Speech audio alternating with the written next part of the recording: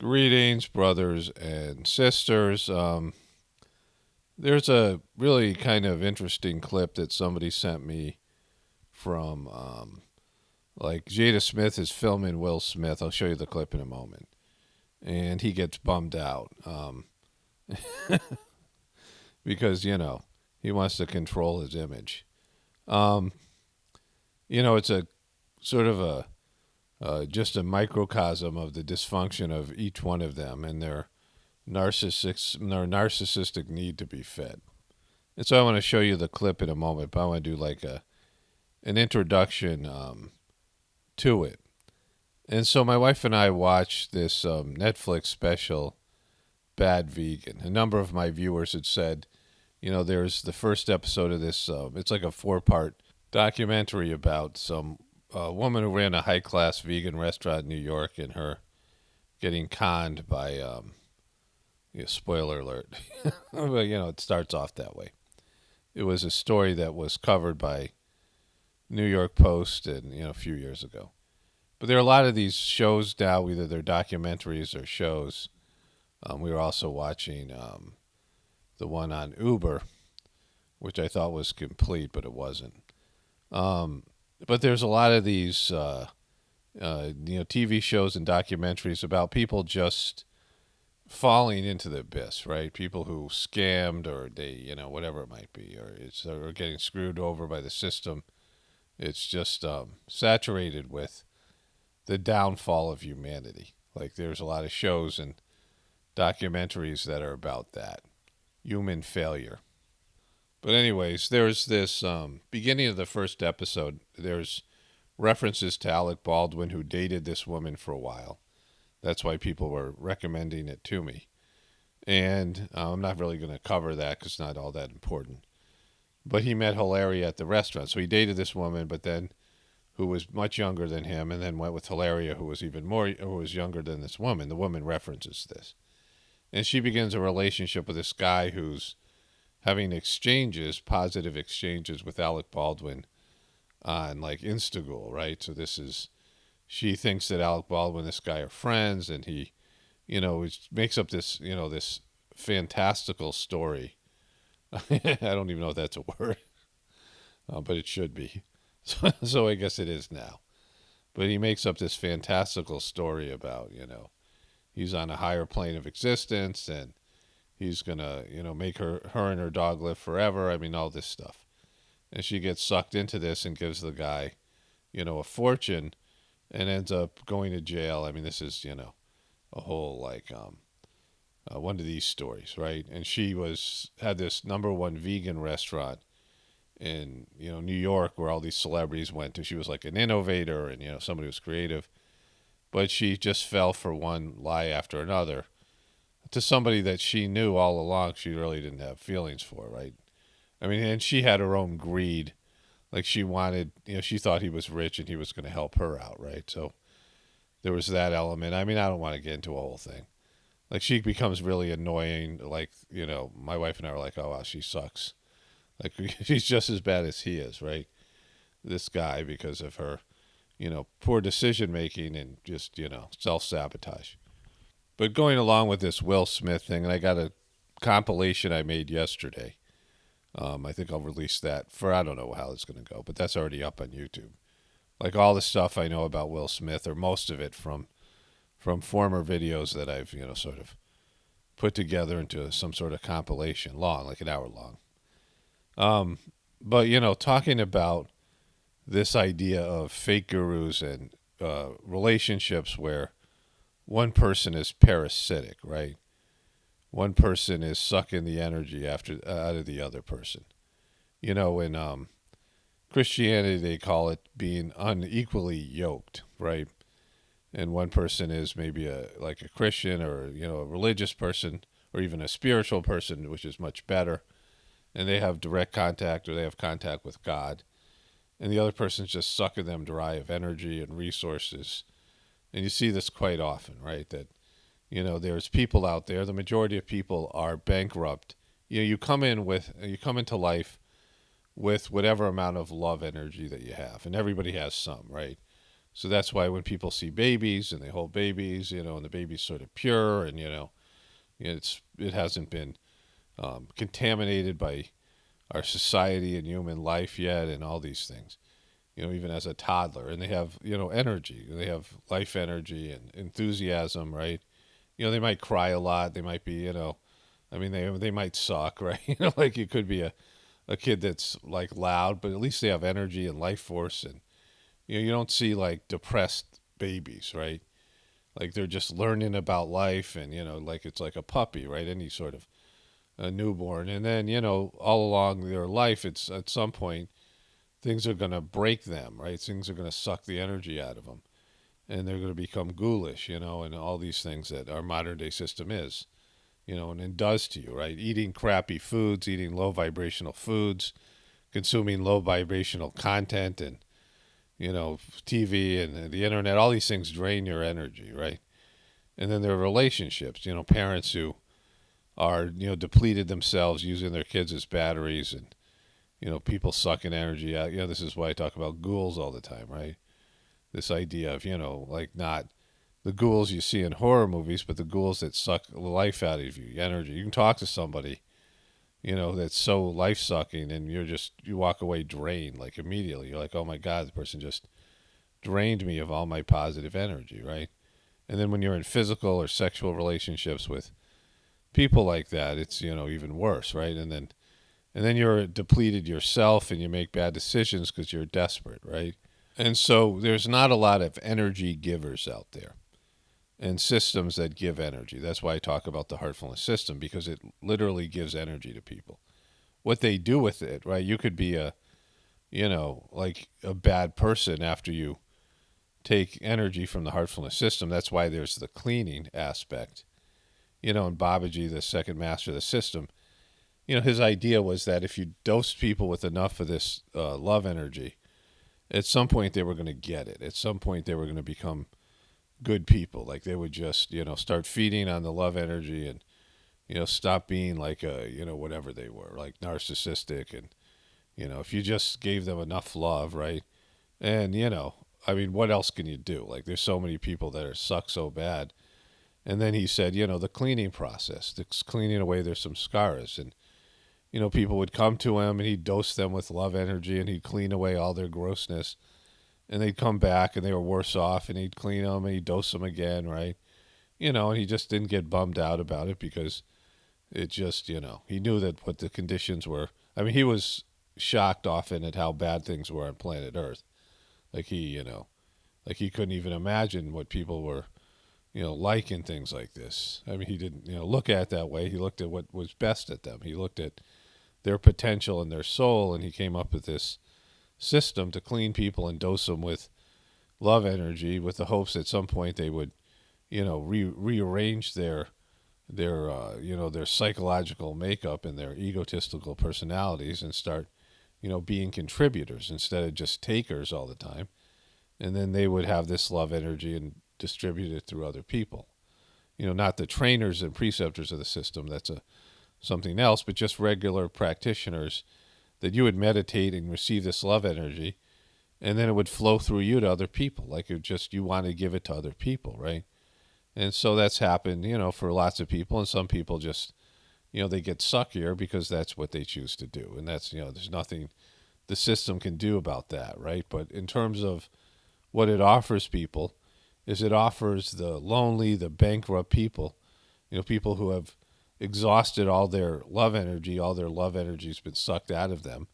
This prana, this creative force that you come into life with.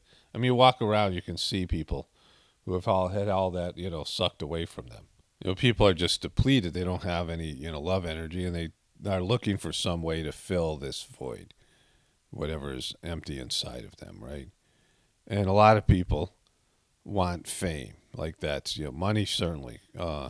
Material possessions. Yeah, you can extract some love energy. There's love in everything. So you can, low grade, like, low nutrition love, right? There'd be love in, material possessions, like you get a Lamborghini, and you get a, boost because it's this, really a Rolex or something, whatever it might be.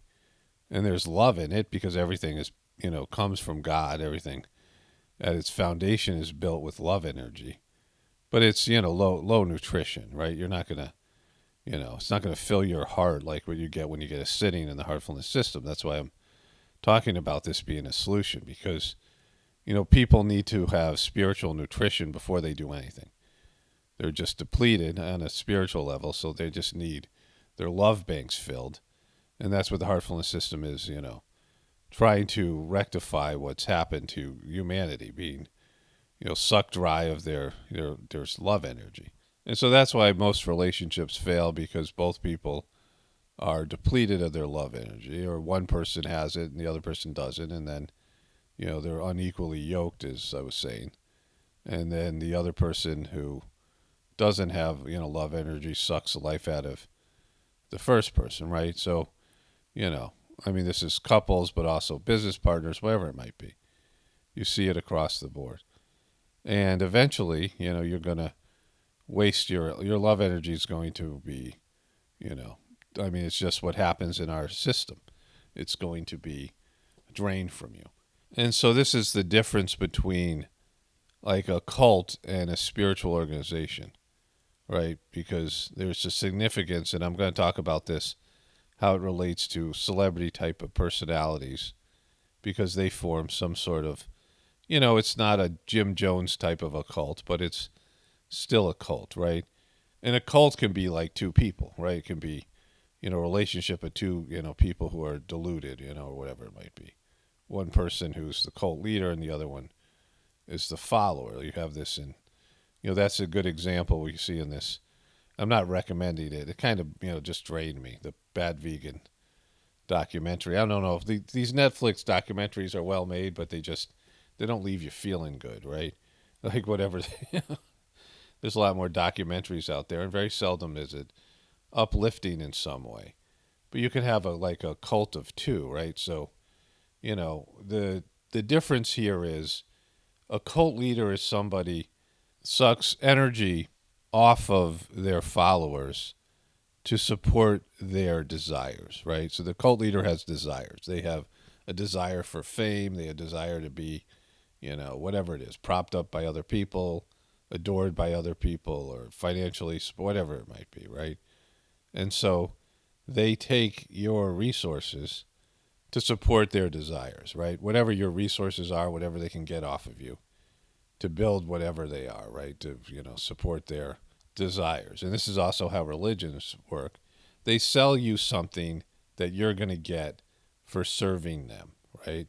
So, a spiritual, like a cult leader, the people serve the guru, right? They sacrifice their whatever needs, whatever it is, they sacrifice whatever they have to offer to serve the guru, right? Whereas a spiritual organization, the guru sacrifices his needs or her needs or whatever it is to serve the followers. So it's it's a relationship where, and again, the guru is getting replenished from God, right? So that's how the heartfulness system works.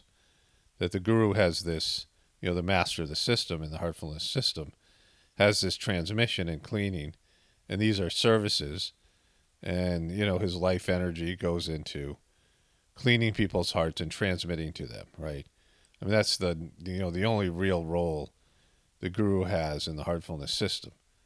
People want, interpersonal relationships. They want to write the guru and dump their problems on him, right? They want to, whatever it is. And, there's some of that. Like there has to be, in the heartfulness system, there has to be books, for example, because people need to, understand what the system's about. And now there's video content and whatever. And there has to be like ashrams because of these large gatherings. And so that's the organization part. There's good things about it. I've been talking a lot about the bad things lately in my Journey series in terms of, like mistakes being made or whatever, wrong attitudes that don't, align with the heartfulness system. But the heartfulness system in terms of its guru-disciple relationship, master-disciple relationship, and, whatever you want to call it, right? Teacher-student relationship.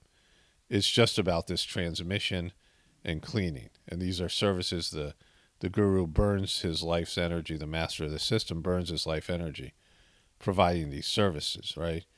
And that's why because of the love energy, the pranahuti that's given, this transmission, which is, God's love.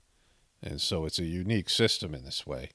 And, for me, it's just, become about that. Like I realized all the other aspects of it, because people then want to be, they want to have a role, they want to do work positively like anything else, right? People go to Washington, D.C. because they want to contribute. They want to be a senator, they want to be president. But then, just all the other things get in the way, your egos and just personality differences, difference in the view of which, way the direction to take the organization. I mean, all these things.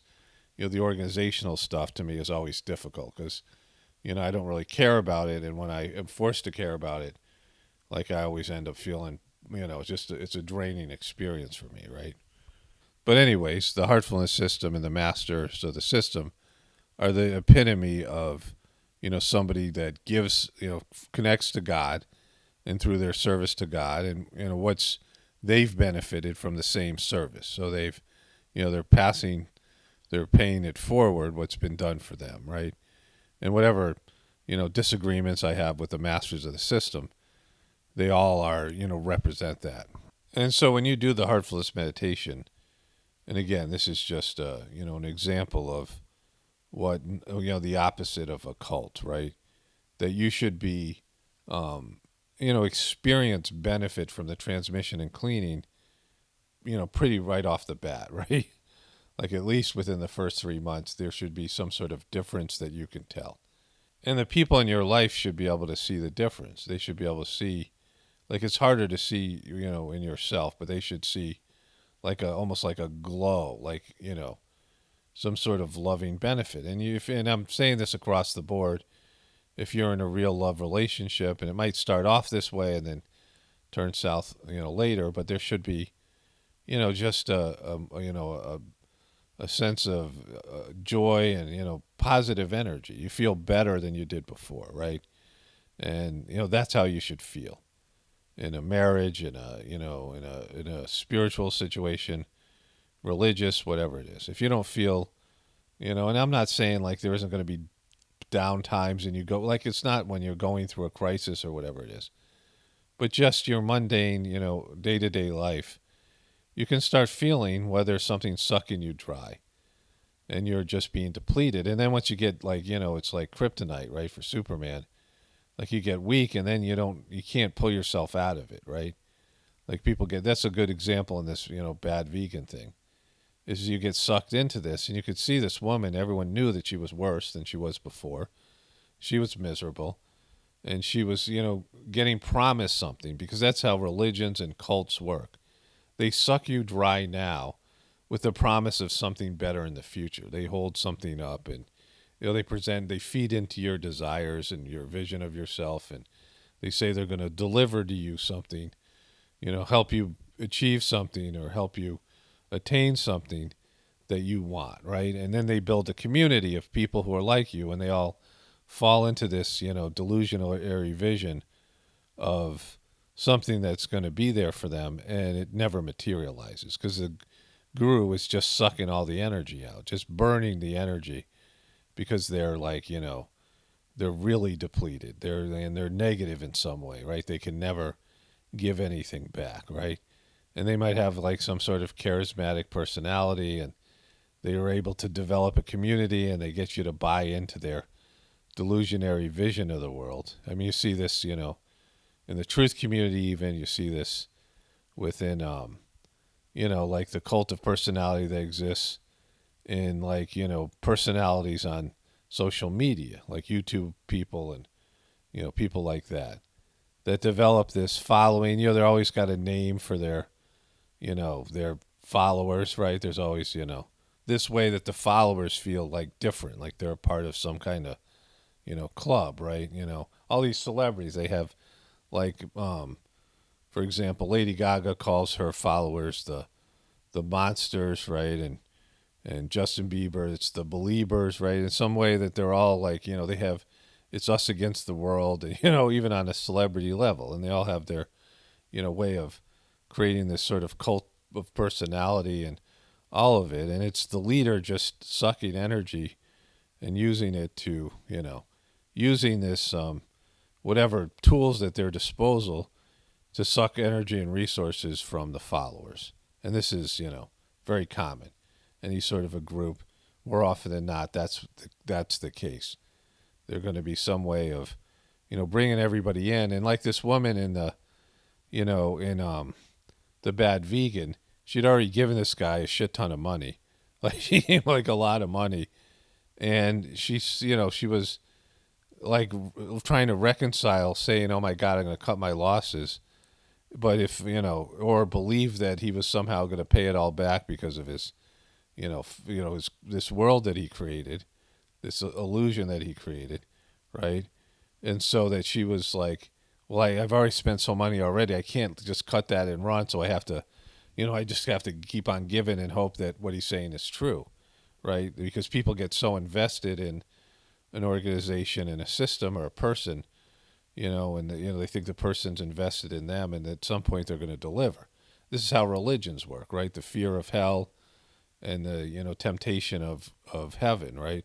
That if you do what the religion tells you to do, they're going to deliver you something in the afterlife, which is the ultimate scam, because there's no way that you can ever assess and can be proven to you what's going to happen. It's just you're left with this. Well, after I die, I'll know. Like, there's no way to validate it in this life, right? With the heartfulness meditation, you can validate it by feeling the transmission. You're actually, receiving a service that's free, and you can get as much of it as you need, right, through the meditative process. And you got to, determine whether it's real or not. Like, is it real? Like, is the transmission real? Like, one time, Master Charji, the third master of the system, was given some guy a sitting, where you sit face to face and the preceptor transmits to you. And, you receive the transmission, your heart's clean.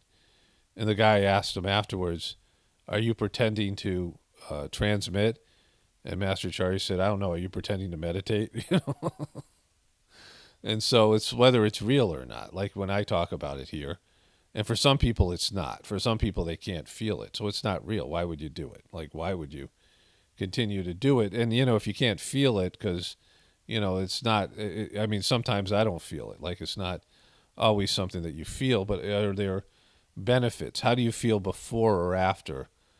Because that's why you're supposed to keep a diary to document, you feel better or worse. Because if you feel worse afterwards and you don't see an improvement in your life, then why would you keep on going, right? And you should evaluate any organization and any person like this.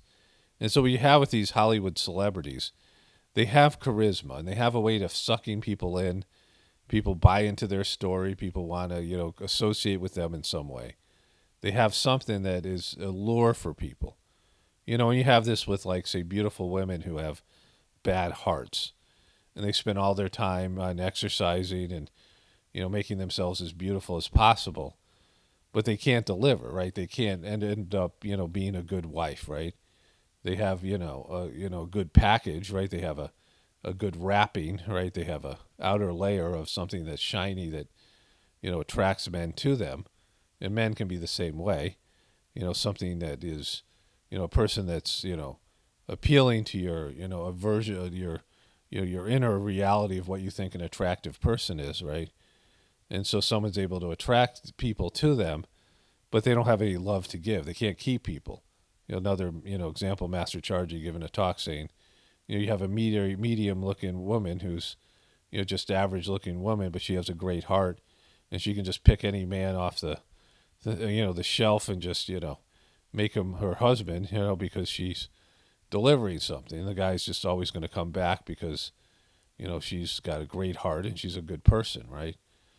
Beyond the packaging, where you have these beautiful women who can't sustain relationships because they have nothing to offer internally.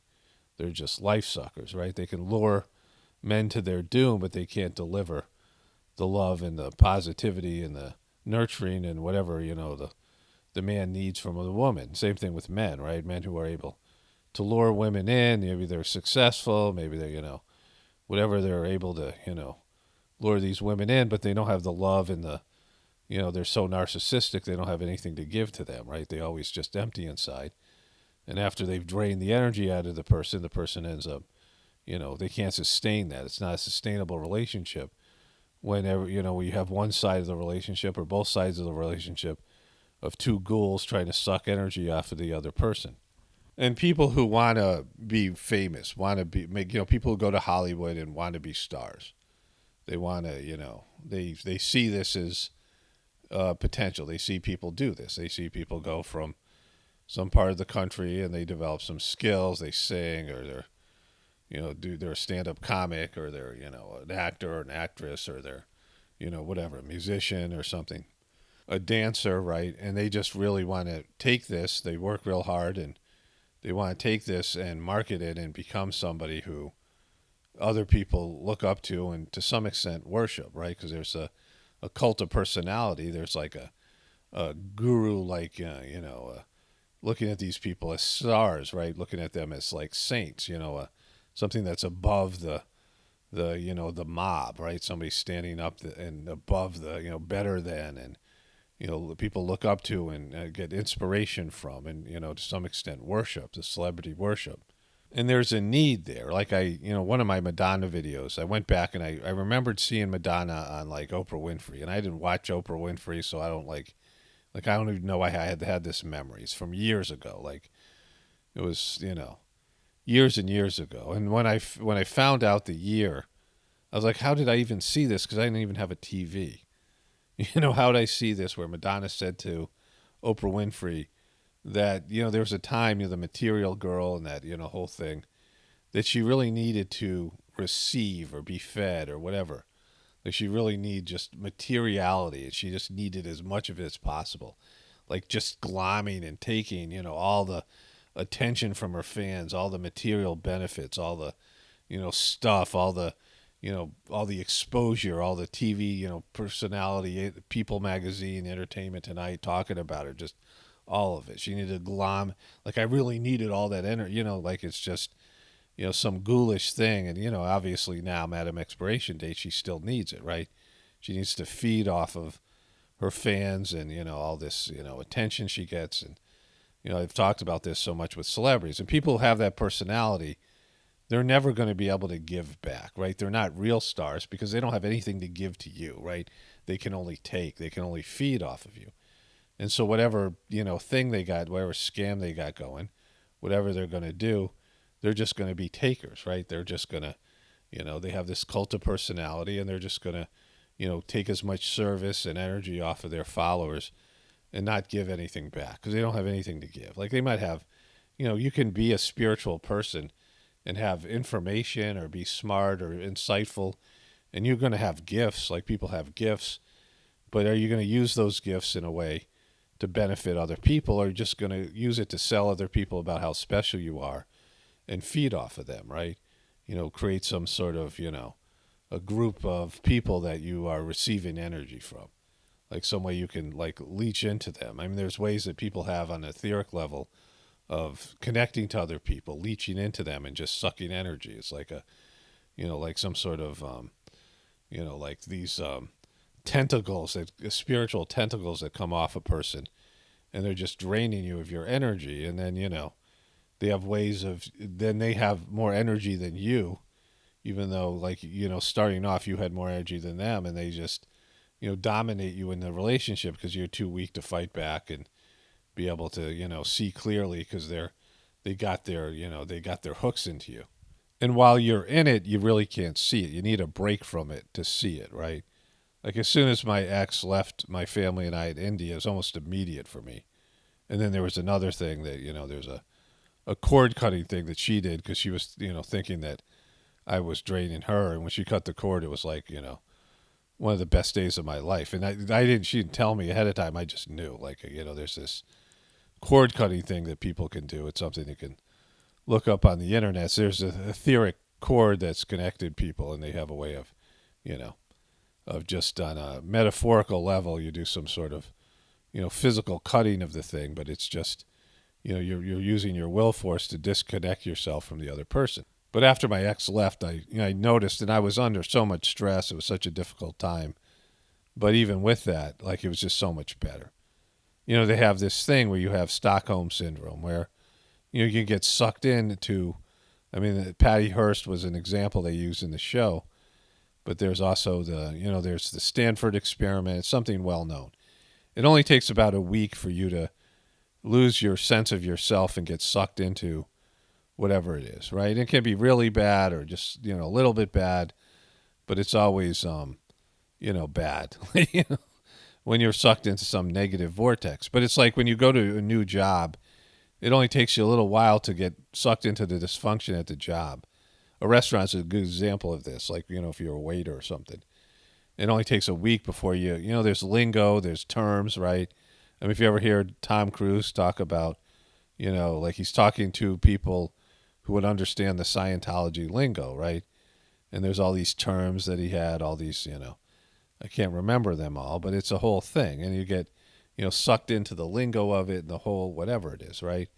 And if it's, draining you and you realize that, like, you're just going on false, like there's a hopium. They always sell the hopium. Like the whole QB thing was about that, right?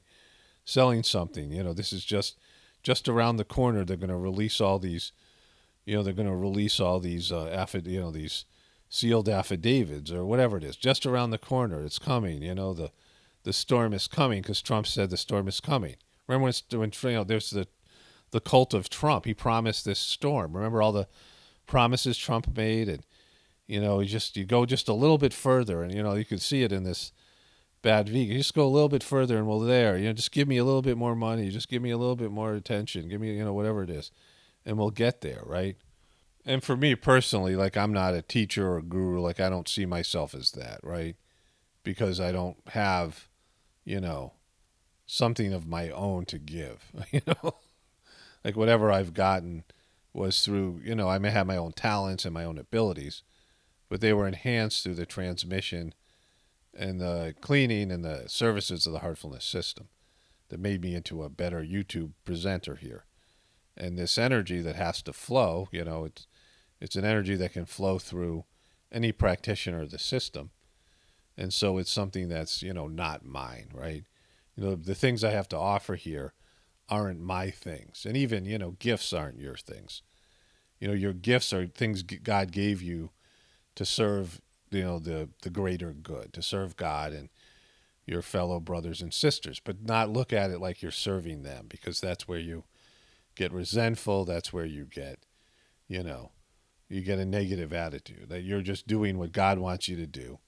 And whatever people are going to do, they're going to do. That's why when people come and go here, and I've learned that through the teachings of the heartfulness system, and, do the work and leave the results to God. It's not my, I don't get bummed out. I don't really dwell on, people quitting or not getting, as many followers as somebody else or whatever it might be, right? Because as far as I'm concerned, I'm just talking to myself. There's a blue jay just was outside there's a tree outside my window. I just saw this blue jay. My dogs are sleeping here. But as far as, what I'm doing, I'm just talking to myself. If people listen to this in the future, and it would, like I said, if they don't, it's kind of crazy, But let's say, you're a new person starting off on YouTube and you're doing, this type of format. You're making, content with the idea of an audience that doesn't exist yet, right? And that's kind of weird. Like, even in itself, it's strange. But what I do here, there are going to be people who watch this video, but maybe someday there won't, right? Just whatever happens. The internet goes down or, whatever it might be. But in terms of what I'm doing here, I'm just talking to a microphone to an imaginary audience, and that's, I don't lose the sight of that, right? Do you understand this? Whether I got, 1 million subscribers or 10 subscribers or 20 million subscribers or 1,000 subscribers, and people, in terms of the views as well, like, it doesn't make a difference in what I'm doing here. The numbers, because people get caught up in the numbers, because you're trying to validate your, whatever you're doing based in the numbers. And if you don't have anybody watching, well then, yeah, a small number of people, then that should tell you you're, whatever, you don't have anything to offer. or they, people aren't able to rise up and hear it, whatever it might be.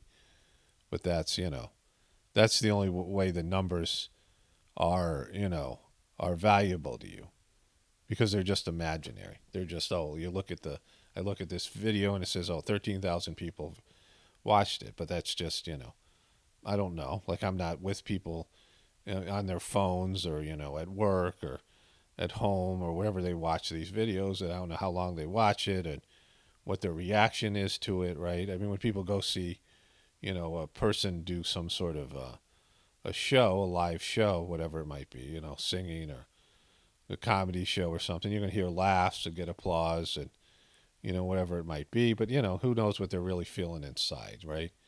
And that's just, who knows why they're doing it, like they're just, everyone else is laughing, so I'm going to laugh, or everyone else is, clapping, so I'm going to clap. So, I mean, these things aren't really validation of the quality of your work.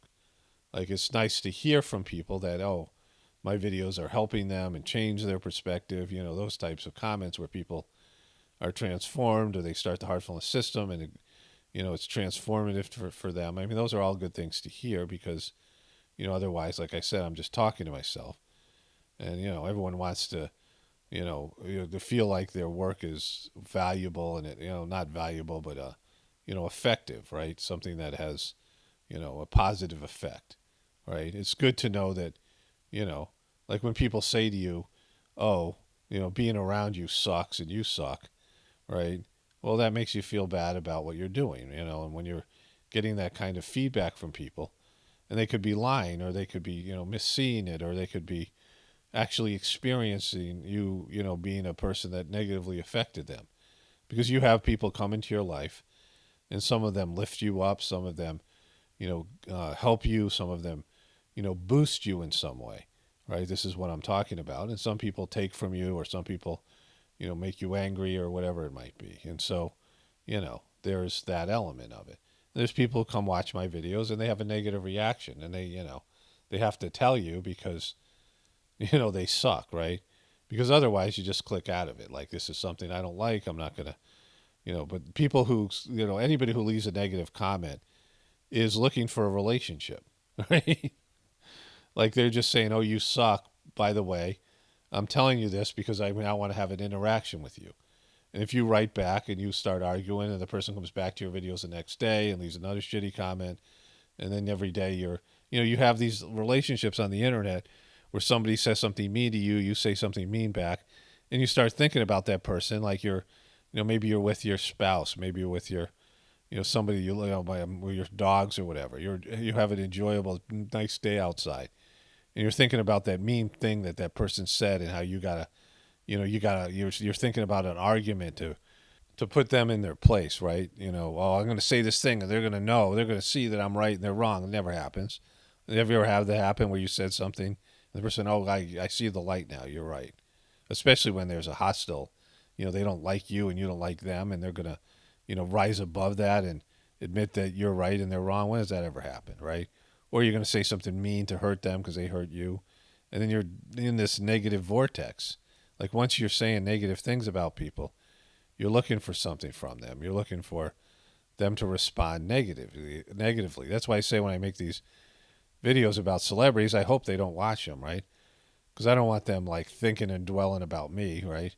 I don't want to form a relationship, like, I'm using them as an example for the, what I do here. And because people are obsessed with celebrity culture, it is a way to keep the YouTube channel relevant and going.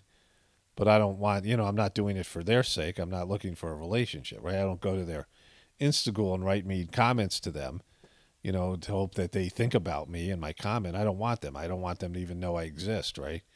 Like, I don't want a relationship with them. If a celebrity wrote to me and said, well, the video you made really hurt my feelings, I would take the video down and I would be it. Like, I would be over. Like, I would be, I wouldn't cover them anymore. Like, I didn't, I'm not looking for them to, I'm not trying to get their attention or something. But when somebody leaves you a negative comment, oh, but you suck so bad. Well, why do you want my attention then? Why do you want me to hear you? Why do you want me to, to have you all of a sudden come into my life, right? You're leaving a comment directed towards me because you want some sort of connection with me. That's, otherwise, whether it's positive or negative, that's what you want. And so I just want to talk about this because when I talk about ghouls and I talk about all these things, this is what I'm talking about. On a day-to-day basis, you're going to meet people, and it's hard to know in the beginning because people are always better in the beginning. Maybe people can muster up some positive energy and, compliment you or figure out what you need or what you want to hear and suck you in some way, to their, to their labyrinth of deception and energy sucking, right? And that's, that's how the world is right now. And being able to, figure this out and see things for the way they are is important. And it's because people don't know what they really need. Most of you don't really know what you really need. What do you really want? Like, what do you really, I gave that example of this kid in the treatment center who had, been a lifer, and his mom had sexually abused him, and he was in the timeout room with him, and he started crying, and he was always so angry and just just a hateful, miserable little kid that nobody liked, right? He had this visiting resource who he was different with, but everyone in the cottage, all his, all the other, clients and all the staff just disliked the kid. And I said, what do you really want? He started crying. He said, I just want a family that loves me. And like he got to the core, what he really wanted. Because he's had that. He went with this woman who was a visiting resource, and she lived in some suburb somewhere, and she had a son, and he wished to, and he was the kind of kid that would have like killed the other son and taken his place. I mean, like, but he realized what he really wanted because he didn't have that. He didn't have, he had a horrible, monstrous mother, right? And family. I'm sure the rest of his family sucked as well. And so you got to assess what you really want, and because people who aren't clear about it, right, are going to get sucked into, whatever vortex of somebody else's. They're going to tell you what you want, right? Like you're missing something and you want something, and you get sucked into somebody else's vision because you don't have any vision of your own, right? And that's why all these, these cult leaders on every possible level I've talked about, Hollywood celebrities to, to romantic relationships. I mean, these ghoulish, negative life suckers who, they have a vision of what they want, right? Whatever thing that they, desire, and they're going to, suck off of your energy because you're not clear and you don't have your own sort of purpose and goals, and, you don't have any reason why you're existing, right? You have to find your real goal of human life, which is, something that every person has to, what's the goal of my life? What am I doing here? Why am I here? What am I supposed to be going? What is my, purpose? What's the reason for my existence?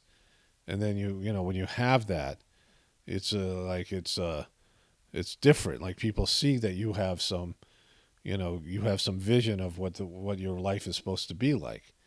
Because most people are just lost, or some kind of thing. Well, the government, the American system told me I'm supposed to, have this and have a family and have this and what this, all these things. But is it what you want? Like, is it what you're supposed to be doing? Well, no, but this is what my parents told me. This is what my, when I turn the TV on, this is what they told me I'm supposed to, well, yeah, but is it what you're supposed to be doing, right? Well, everyone else is doing it. Yeah, okay. Yeah, but are they doing it because they're supposed to be doing it, or are they doing it because they've been told by the system and everyone else that's what they're supposed to be doing? And so really, figuring out what you're getting out of something and why you want something, what you really want, and what you really need, not want. Desires are infinite, but needs are finite. And so what do you need, right? What does you really need, like, in terms of your necessities? Because desires are the way that you go down the rabbit hole. They suck you in with your desires, right? There's a scene from the Flim Flam Man, and I'll start off I'll see if I can find it. But there's a scene where there's this actor called Slim Pickens, and George C. Scott is the Flim Flam Man, and he's got this accomplice, and they run this scam on this guy, and the guy thinks he's walking away with more money. Like they find a wallet, and there's a check in the wallet, and like he thinks he's the check isn't worth anything because they've planted the wallet, but whatever it is, based on I'm probably not remembering it 100% correctly, but the guy's walking away thinking he's got more money than them, right? And so he runs, like they see him going around the corner, he's running like he's all happy, and George C. Scott says to his accomplice. It's the greed that always gets them, right? They scam other people because those other people have their own greed and their own desire to win, right? Their own desire to, in this show I'm talking about, this woman, this guy promised he was going to give her a bunch of money, and he showed all this money he had, which he didn't, and she just thought he was rich because he knew Alec Baldwin, all these things. And so she thought he was going to, she had her own sort of scam she was trying to run on him or whatever, right? And so, like, they got married because he said it'd be easier for him to bail her out financially if they were married, and, like, he sucked her in that way, and he didn't have anything, and then he proceeded to drain her of her resources. And it's, people's, faulty desires that always get them sucked into, a bogus relationship. And these sort of cult-like groups, that's how they exist, right? Each person not clear about what they're doing or what their purpose is, and they get sucked into these cults, and they don't even know, right? And they just, and the cult leader is, able to play upon their greed or their, their desires and things, and offer them something that they think they want, and he can't deliver, but he, he'll just, get you to, like, once you're in the organization, all your friends and all this thing, you've been in there, all your relationships are based in the organization. The next thing you know, you can't find your way out. You start, smelling a rat, and you realize, you want to get out, but now you're so tied into it, and you're so weakened by the depletion of your energy, you can't find your way out. And, it takes a strong act of will to break free from this, this dysfunctional organization and this person. But anyways, let's move on to this Flim Flam Man thing, if I can find it, and the Will Smith video with his wife. And I'm in the editing process, so and I have I received a comment and also a message, and so I have two more Will Smith bombshells from the past. One from the Arsenio Hall show, where he was mocking gay people, and the other one is Benny Medina's sister calling Will out on possibly having a beard marriage with his wife Jada. And so those things are all coming up. But let's I found the clip from the Flim Flam Man. Let's start here. So this is the great actor Slim Pickens. He wasn't slim anymore, but he used to be slim. He played sort of a bumbling redneck in a variety of different cowboy movies and things, from, he's probably dead now. I'm sure he's dead now. But he's about to get flim-flammed here in a scam called the Pigeon Drop.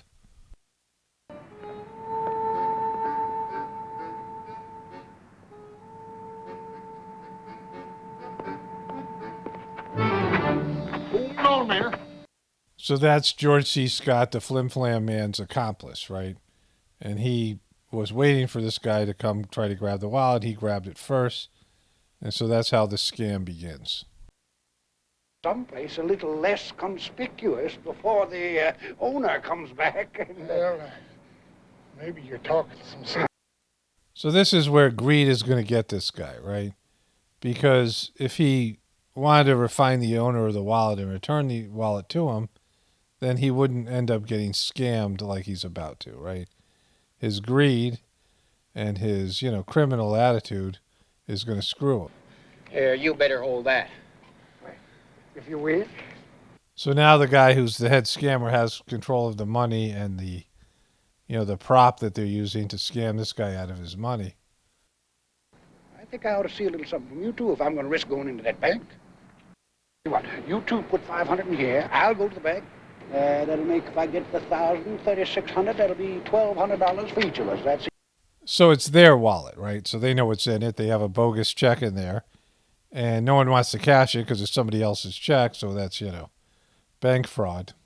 So the Flim Flam Man wants to get money from the mark, Slim Pickens. So he'll hand over some of his money, right? And they'll take it. Let's see now. 50, 100, 2, 3. So he's going to put in $5, right? That's supposed to be $500. And then Slim Pickens is going to put in $500, and they're going to take that. Hey!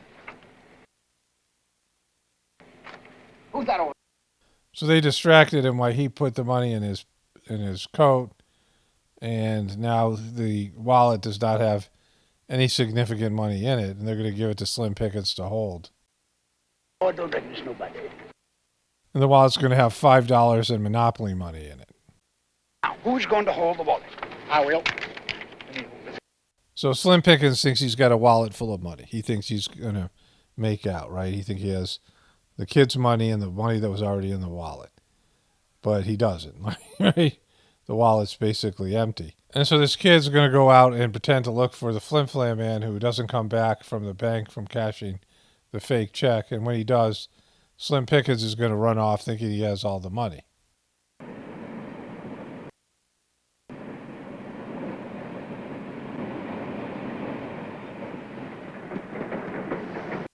So he thinks he's stealing this money.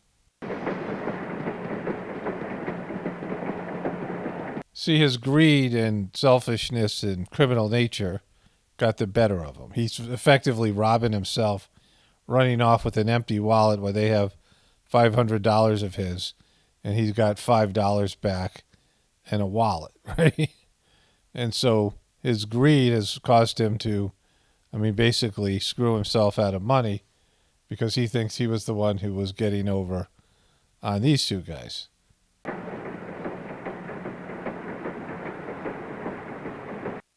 So the kid gets depressed because Flim Flam Man just gave him a talk about how everybody's really greedy, right? That greed makes the world go round. I'll show you parts of that talk in a second. And that's the way human nature is. This guy's an apprentice to the Flim Flam Man. So the greed talk comes right before they meet Slim Pickens. Here it is here. That's the whole point, Curly. The world is full of them. Ours is avaricious society. What's that word mean? Avaricious? Just fancy for greed. Everybody's not like that. Matter of degree.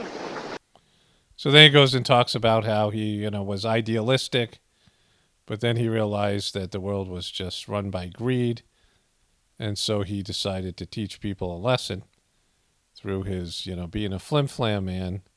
And the greed is always what gets the person scammed. Because after meeting up with me, they ain't so eager for the edge next time. And so the greed is always what gets them, right? So going back to this bad vegan, I went and did a little bit more research to see what happened. At the end of the movie, the end of the documentary, there's a clip where it's a phone call between the woman and the scammer, the guy who took her money. And she seems to be flirting with him. And they play that as the last thing you hear. And it leads you to believe that she's still into him and they got back together. And she wrote a whole piece on her Instagram that was deceptive because that was a call that she made on behalf of the documentary to try to work him for information. So she was trying to manipulate and scam him, and the Netflix people were scamming her, right? Because they, misled. They edited things out to make her sound like she wasn't remorseful and she wasn't taking responsibility. So, the whole thing is a bunch of scammers who are warping and manipulating the truth, editing the truth in ways that serves their purposes. And this is, a prime example of that, right? Like the whole world is just full of people manipulating other people, working, changing reality, warping reality. That's why we're so effed up right now. Perel is coming to the table. She's going to be at the red table. Would you say she has been instrumental in you and I redefining our relationship? I would say don't just start filming me without asking me Oh my goodness. if you could film me. Astaire, come help us again, please. I'm still dealing with foolishness. Don't. No, because she... See, I can understand not wanting to be filmed if you're not ready for it. Like that's a, natural response. But he has his whole social media, his YouTube channel more than anything else that he's done. And he films his family all the time and then controls the edits, controls the narratives, right? He's a control freak, right? And he is controlling, his social media. And then when his wife turns the tables, because she's a part of some of his videos on YouTube, the family's a big part of it. And it's, he wants certain narratives about his family that are fake. He's already come out later and talked about how he's a, carefully created brand, right? He talked about that, kind of admitting it, but then not really owning it, right? And so, this is him, this controlling and unfair person, right? Because he expects something different, different treatment for himself than he gives to his family, right? She don't just... Would you say that she helped us heal the hurts that we caused between one another? My social media presence is my bread and butter, okay? So you can't just use me for social media and not, don't just start I'm standing in my house. And so that's what he's done with his whole family. And then all the other people in his life, right? Using them all so he can create the narrative that he wants about himself, right? And, and how controlling he is. And this is their relationship. Of course, she wants to do the same thing. She has the whole red table talk thing, which he, didn't appear on forever, but then it became really successful and got a lot of views. So he shows up and it's a whole thing, right? And, they're both controlling and narcissistic and all of it. They're fake brands and pretending to be something that they're not. Don't just start rolling. Please watch us stare at the red table because she's helped us a lot. Can't you tell? What are the alternatives of divorce? And so this is the person, right? But their marriage sucks. Divorce. Everybody thinks that as soon as you find out there's an affair, you got to get a divorce. I am not of that persuasion, Right. because I think that there are many relational betrayals. Yeah. Contempt and Yes. neglect Yep. and violence Yep. and indifference, and nobody tells people, Get a leave, divorce, leave, right. get the hell out, get the hell out. And especially And so she's talking about that because of what later happened, on women. It's the Yeah. real new pressure. God forbid you still would love the person who actually, cheated on you. Maybe that person is a lot of things and cheated on See, you. that's real talk. It's like the because- shame of That's real talk. staying, Yeah. Now that you can go, you gotta get out. Right. I so relate to that because, I'm too. asked a lot about Because you were banging one of your son's friends. And Will was banging his buddy. Yeah, you do relate to that, Jada. is there infidelity in your relationship with Will? And it's like, no. But there have been other betrayals Right. of the heart that have been far bigger Right. than I could even think in regards to an infidelity situation. Of course, she's lying here because, it wasn't infidelity because they were open in their marriage, right? And so it would be infidelity if they had a real marriage. And it just shows you how fake they are. I have this whole thing, like I said. I've made a compilation, and I'll get to that later. But, this is a good example of how fake they are. They're just like this creation. And when you see what they really are like, and most people, I guess can't, at least their fans, it's like, oh, why are these people famous? Why are people watching them? They're just miserable, horrible, narcissistic people that name their kids after themselves, right? So one of my viewers left a comment about some things that Will Smith said on Arsenio Hall about stuff that needs to now find its way into my compilation. I'm going to have to add this to the compilation I put up today. But this, first of all, he does this thing where he imitates Michael Jackson. You can say anything you want, man, because you're large. I could, like Michael Jackson, right? Can I say? Woo! That sucked. Woo! So then there was this. There's no real body frame, I like my women, a little thick. Thick. Yeah, that's good. Oh, you must have seen my women, man. No, but. Jada ain't thick. So what the person left a comment, though, was that Will Smith and Arsenio Hall used to mock gay people and act gay, right? Given how everything has changed and just, what recently Will Smith, the whole slap debacle, and everything we know about their fraudulent marriage, And, they're doing it in a way that would cancel them now, right? What they're doing back then would cancel them now. And, Will Smith and some of these guys have avoided all this stuff. Will Smith is already in the process of being canceled. And he referenced it and he apologized for it. I'll show you that clip in a moment. But he had done it on some previous episodes. He seems to be doing it here. This is Jazzy Jeff, his partner. Passing of the torch, bringing the sound of Philadelphia from the 70s into the 90s. Oh, my man, I like you said, passing of the torch. Passing. It made it sound good. Like not like he was burning you, but it was just. I just grabbed it. You grabbed it. I'm gonna go back to my brother. There you go. I should try to say something funny if I'm gonna be taking all that time on TV, right? Yeah, that was strange. The other thing is Arsenio Hall tries to get Jazzy Jeff involved and asks him some questions like he's not the big star, but he's trying to include him. And Will Smith constantly is answering for him and cutting him off, right?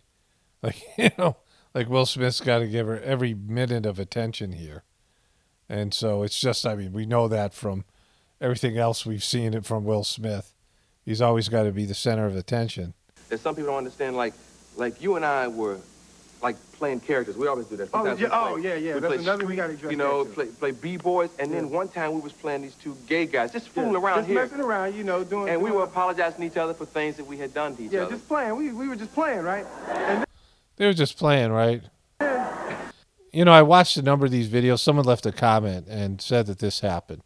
Now, I couldn't find the original video where they were doing this, but here he's going to do it again in a second, Will Smith is. But this was stuff that would get you canceled. But the show is so bad. Will Smith's a horrible guest, and I forgot about how bad the Arsenio Hall show sucked. And then I started getting all these mail from the gay activists and stuff like that. They was telling me, you always talking about gay people and all this. And I was like, it's just a joke, and I just want to apologize to any of the gays that were offended. And so here it comes. But we now know that the gay community and the Hollywood community have long since believed that Will Smith is closeted, right? And there's been all the, I've covered this in my compilation video. I'll add this to it as well. But if you think about that, right, and, how he's being here. Because I was just joking, really, from the bottom of my heart. I want to say I'm sorry.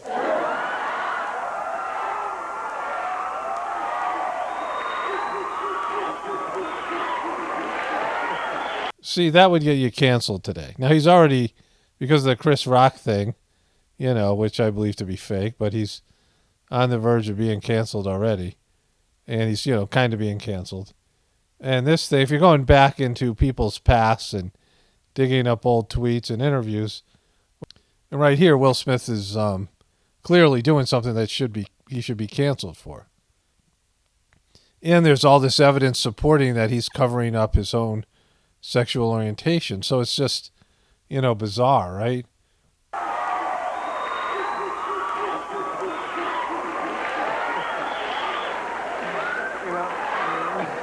But So literally, as soon as I found this, I read a comment and I found that thing I just showed you of Will Smith mocking gay people and all that implies, right? There's so much to unpack there.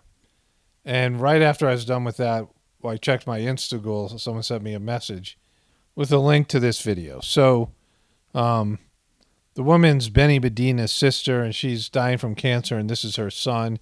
And Benny Medina, who was the real Fresh Prince of Bel-Air, right? The show was based in, his life. And Alexis Arquette, of course, accused Will Smith of being servicing his sugar daddy, Benny Medina. I showed you all the pictures, right? That's all, been documented. And I guess that Benny Medina was instrumental in helping Puff Daddy as well. And so this the interviewer is going to ask her about the rumors about Will Smith being gay. What do you guys say to the rumors that Will Smith may have a questionable sexuality? I agree. You don't know, but you agree. I'm not sure, but I will tell you this. I have a gut feeling and my gut don't lie Mm-hmm. that he is gay, Mm-hmm. that Jada Pinkett is bisexual, Mm-hmm. that all that situation was just for the people, that his heart was never into being with a female. Okay, so I got a bunch more stuff to get to here. I'm going to add this first, and then a few more articles and things to get to, another video. Will Smith is an absolute mess, and you can see how insecure he was on the Arsenio Hall show. He's fake, he's acting, he's, posturing, he's posing, he always does this. Him snapping at his wife and saying he wants to control his image. Because in a world of internet branding, like this is something everybody does now on Instagram and Facebook, people want to present themselves in a certain way, right? And, you have a work self and you have a social self, and, you're one way with some friends and other way with other friends. And, people are showing so many different faces to so many different people. It's like when it all comes together and then somehow you're defined by some small, incident or thing that you did, like in this case, a slap, or, you screw up on the internet and somebody tapes it and puts it up there, or you have some moment where everybody, thinks about you in some, like crying at a rainbow type of a way, right? Where all of a sudden, you're defined to the world in this, way that's totally unacceptable, right? Everyone's trying to control their narrative. Of course, corporations do this, politicians, it's just everybody. It's just a world of lies and spin and hype and all these things. And when you're inside and you're outside don't match up. This is one of the great things, teachings of the heartfulness system, is to be what you are on the outside, what you are on the inside. Because when you start faking things and pretending to be something on the outside that you're not in the inside, and you keep on, presenting this this mask, this persona, this false face, and multiple faces, and then you start to fragment on the inside, right? Because you're playing all these parts and faking all this stuff, and eventually it just falls apart. And Will Smith, you can see the guy. Like he's just got so much deception going on. A world of deception, like I said, in the Hollywood town where deception and being fake is the norm, Will Smith is the king, right? All right, so let's move on to the next thing here. This is one of my, I guess, Australian viewers sent this to me, or somebody who watches this Sky News. And this guy is talking about how whatever the president or prime minister they have there has had $1 trillion of debt. And, it's a smaller country, Australia, with not nearly as big as an economy as the U.S. And during the COVID years, Australia has, the government has $1 trillion in debt. The real economic damage of the pandemic, the economic damage, was what we're facing now in interest rates. And that's what we have to address. During the pandemic, the government and Scotty from marketing has racked up over $1 trillion debt. And our $1 trillion debt, so for a small country. record debt-breaking treasurer, Josh Frydenberg, has nothing to do with it. As George Harrison said in the 1980s, if you don't know where you're going to, any road will take you there. I want to include that quote. It's a good quote that I was referring to earlier. If you're lost, right, if you don't have a goal, you're going to be taken advantage of, because people who have a vision or have a purpose and have, are going somewhere, have a, whatever they're doing, are strong in, their goal of their life and what their plans are. Or it doesn't have to be even a goal of their life, just immediate plans. And people who are lost and not really sure and just looking for something to do, killing time, always get sucked into going along with bad things because they don't have, their own purpose, especially a spiritual purpose, something that they would say, hey, this is going to take me away from my spiritual goal. And that's how people go down the wrong path. If Australia doesn't act now, it'll take 180 years to get this nation back to where it was when John Howard left office. 180 years to pay off $1 trillion in debt, right? They're not going to pay it off. But they're, that's what it takes. Like $1 trillion is a fortune. America has $30 trillion just in the national debt, but America's in far more debt than that. If you include the derivatives, it's a quadrillion dollars, and future promises, right? Because America's committed to things, committed to Social Security, committed to Medicaid, and so we include all of that, and then the personal debt. America is a quadrillion dollars in debt, right? It's impossible to pay that off. There's not like a quadrillion dollars worth of assets in America or possibility of the gross national product is, I think, something like 20 trillion or something. And so how can you pay off a quadrillion when your gross yearly national product is only 20 trillion, right? And we're just adding more debt. We're not even paying anything off. We're adding to it. And that's why everything that's happening right now, the reset is going to happen because the debt is so phenomenally out of control that there's no way to make it even look like there's a possibility to pay it back. Somebody sent this to me today. Microplastics from food packaging and used bottles found deep in the lungs of living people for the first time. Well, that's not good. This is probably not that, it's probably much small. These are not microplastics, but plastic particles in our food, water, and blood, and experts don't know how they affect our health. Well, it's not good, right? No, we don't know. They might make you into a superhero. Who's to say? You might be a superhero. We don't know how it affects you. So Kanye has conveniently disappeared, and Kim Kardashian is being celebrated with her Pete Davidson bogus relationship and her fashion. Kim Kardashian's completely ripped up jeans cost more than $6,400. Those aren't pants. This is insanity, right? Why would you wear that? They're just the threads. And you're paying $6,000 for, what is this, right? Just wear shorts or wear a bikini. You don't, it's basically being naked without being naked. What's the point of this thing?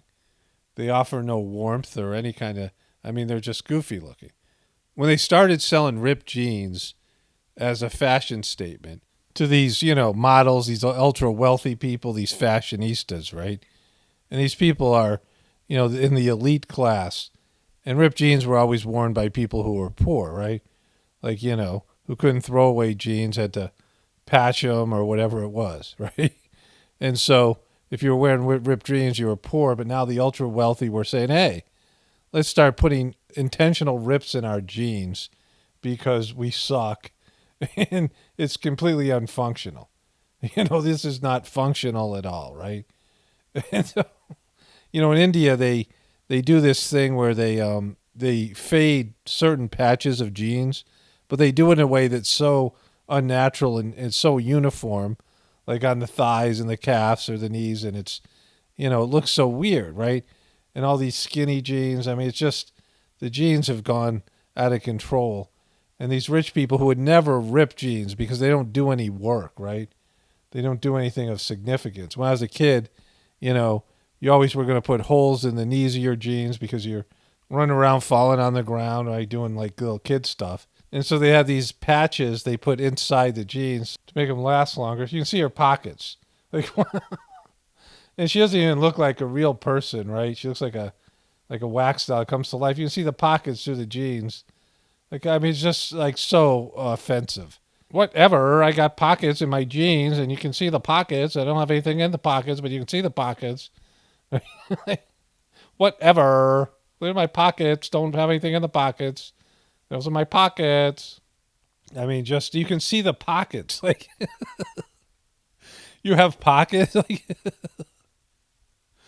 It just sucks. Kim Kardashian, older kids know what's going on amid Kanye West divorce. You mean going on in terms of your view of the situation? And now that Kanye's being reprogrammed. Khloe Kardashian finally admits Tristan Thompson is not the guy for me. I covered them before. They had a really funny conversation. I'd play it again, but I want to find it. They want to have another kid. But she's realized what every other NBA team except for the Sacramento Kings has realized that Tristan Thompson isn't their guy.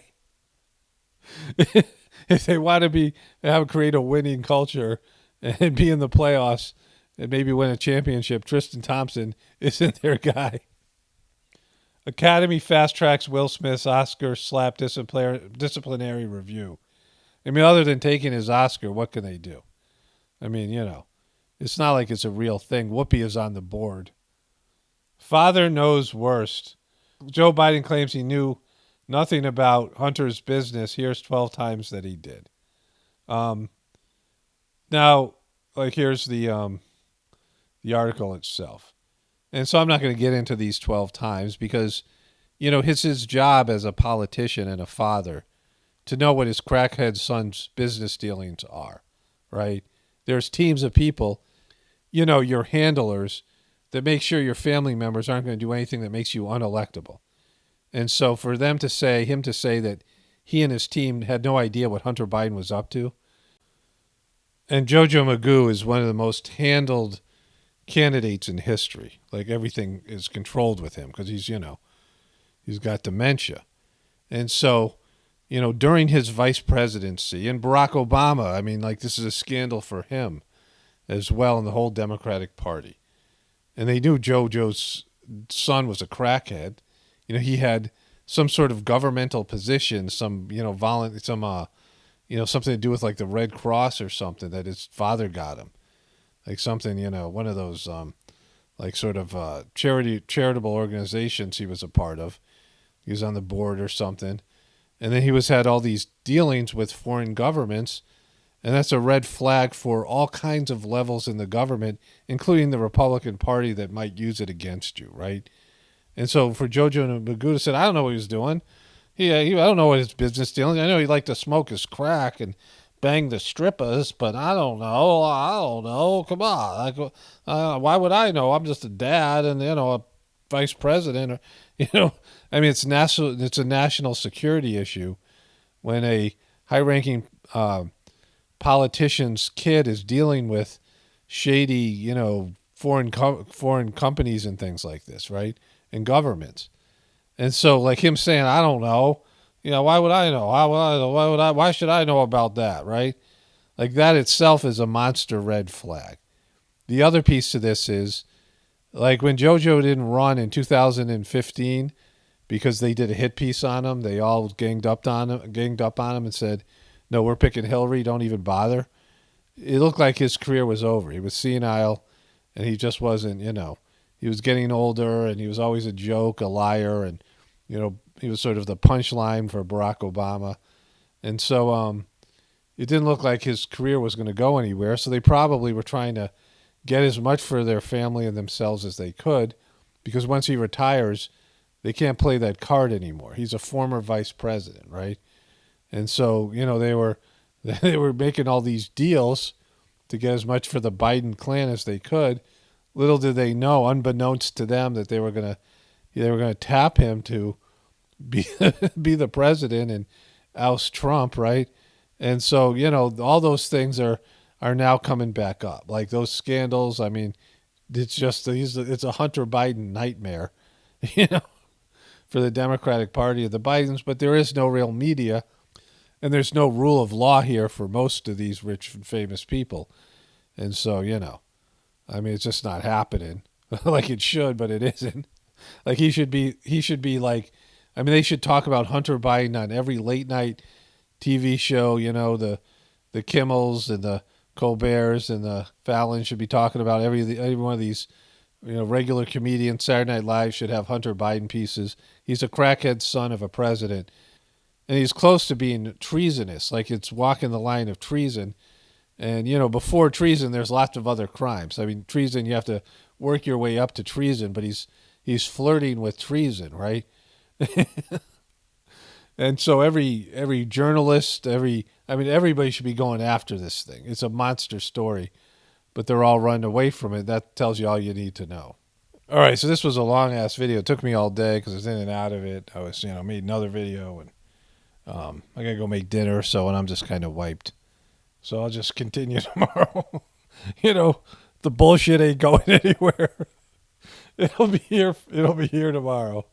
Only spirituality will save this world, and it's Paul Romano, definitely reporting for the Apocalypse and the Ascension. Everyone have a blessed day, and be grateful.